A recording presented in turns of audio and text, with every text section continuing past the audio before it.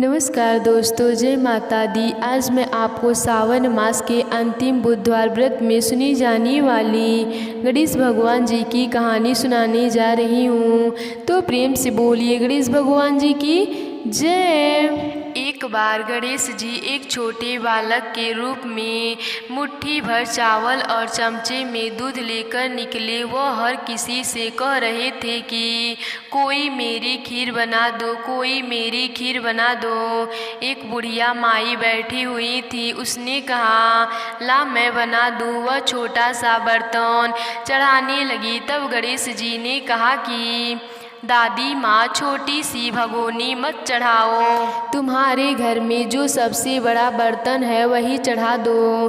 बुढ़िया ने वही चढ़ा दिया। वह देखती रह गई कि वह जो थोड़े से चावल उस बड़े बर्तन में डाली थी वह तो पूरा भर गया। गणेश जी ने कहा दादी माँ, मैं नहा कर आता हूँ, खीर तैयार हो गई। तो बुढ़िया के पोते पोते खीर खाने के लिए रोने लगे। बुढ़िया ने कहा गणेश जी, तेरे भोग लगाना कह कर चूल्हे में थोड़ी सी खीर डाल दी और कटोरी भर कर बच्चों को दे दिया।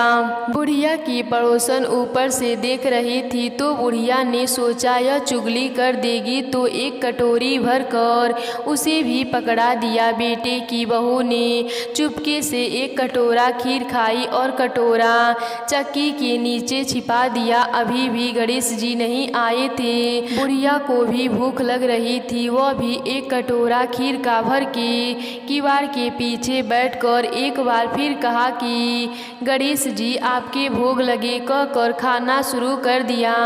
तभी गणेश जी वहां आए। बुढ़िया ने कहा अरे गणेशा, खीर खा ले, मैं तो तेरी ही राह देख रही थी। गणेश जी ने कहा दादी माँ, मैंने तो खीर पहले ही खा ली। बुढ़िया ने कहा कब खाई? गणेश जी ने कहा जब तेरे पोते पोती ने खाई तब खाई थी, जब तेरी पड़ोसन ने खाई तब खाई थी, और जब तेरी बहू ने खाई तब भी खाई थी, और अब तूने खाई तो मेरा पेट पूरा भर गया। बुढ़िया ने कहा बेटा, सारी बात तो सच है, पर बहू बिचारी का तो नाम मत लो, वह तो सुबह से काम में लगी है, उसने फिर कब खाई? गणेश जी ने कहा चाकी के नीचे देख, झूठा कटोरा पड़ा है और तूने तो मेरे भोग को लगाया, वह तो वैसे ही खा गई। बुढ़िया ने कहा बेटा, घर की बात है, घर में ही रहने दो। अब बताओ बची हुई खीर का क्या करूं?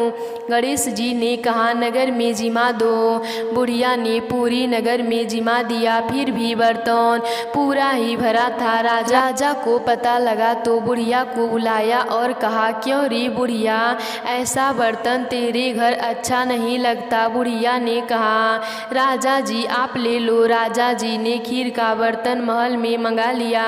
लाते ही खीर में कीड़े मकोड़े बिच्छू कंकड़े हो गए और दुर्गंध आने लगी। यह देखकर राजा ने बुढ़िया से कहा बुढ़िया बर्तन वापस ले जा, तुझे हमने दिया। बुढ़िया ने कहा राजा जी आप देते तो पहले ही कभी देते, यह बर्तन तो मुझे मेरे गणेश जी ने ही दिया है। बुढ़िया ने बर्तन वापस ले लिया। लेते ही सुगंधित हो गई। घर आकर बुढ़िया ने गणेश जी से कहा बची हुई खीर का क्या करें? गणेश जी ने कहा झोपड़े के कोने में गड्ढा खोद कर गाड़ दो, उसी जगह सुबह उठकर वापस खोदी तो धन के 2 चरे मिले। ऐसे कहकर गणेश जी अंतर ध्यान हो गए। जाते समय झोपड़ी के लात मारते हुए गए तो झोपड़ी के स्थान पर महल हो गया। सुबह बहू ने फवार लेकर पूरे घर को खोद दिया तो कुछ भी नहीं मिला।